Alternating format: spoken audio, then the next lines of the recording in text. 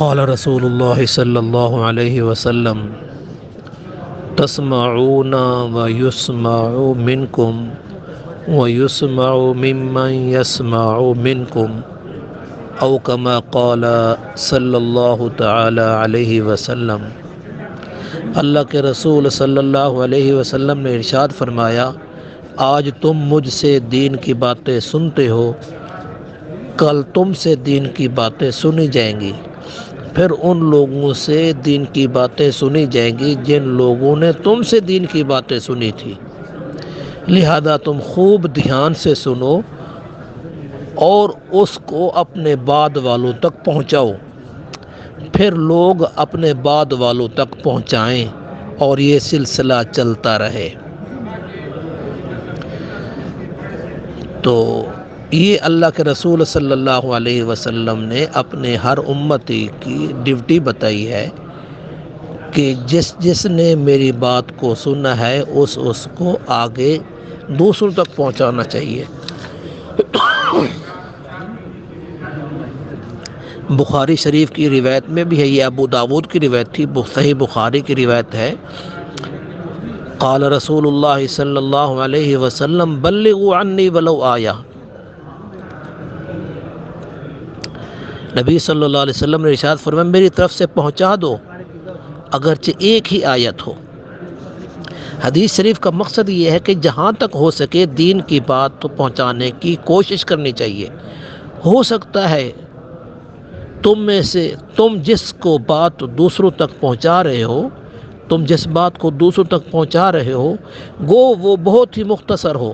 مگر اس سے دوسروں کو ہدایت مل جائے جس کا اجر اور ثواب تمہیں ملے گا، بے شمار نیکیوں کی شکل میں، درجات کی بلندی کی شکل میں، اللہ کے قرب کی شکل میں، جنت کے اعلیٰ بلند درجوں کی شکل میں۔ تو اس لیے اللہ کے نبی صلی اللہ علیہ وسلم کی بات کو سننا اور اس کو دوسروں تک پہنچانا یہ ہر کلمہ پڑھنے والے کی ذمہ داری ہے۔ اور قرآن مجید میں ایک جگہ فرمایا، تعاونوا علی البر والتقوی ولا تعاونوا علی الاثم والعدوان۔ اللہ تعالیٰ کا ارشاد ہے کہ اور نیکی اور تقوی کے کاموں میں ایک دوسرے کی مدد کیا کرو۔ اور دوسری جگہ پر تو مرد و عورتوں کا دونوں کا تذکرہ کرتے ہوئے فرمایا، والمؤمنون والمؤمنات بعضهم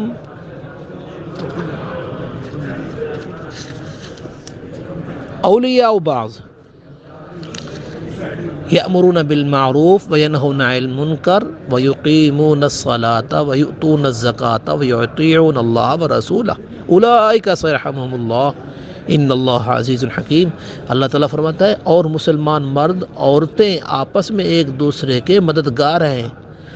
دینی مددگار ہیں، جو نیکی کا حکم دیتے ہیں اور برے کاموں سے منع کرتے ہیں، اور نماز کی پابندی کرتے ہیں، اور زکوٰۃ ادا کرتے ہیں، اور اللہ تعالیٰ اور اس کے رسول صلی اللہ علیہ وسلم کے حکم پر چلتے ہیں۔ اولئک سیرحمهم اللہ، یہی لوگ ہیں جن پر اللہ تعالیٰ ضرور رحم فرمائے گا۔ ان اللہ عزیز الحکیم، بے شک اللہ تعالیٰ کمال قدرت کا مالک اور حکمت والا ہے۔ تو اس لیے یہ ہماری مسجد کا یہ جو سلسلہ اللہ تبارک و تعالیٰ کی توفیق سے شروع ہوا ہے،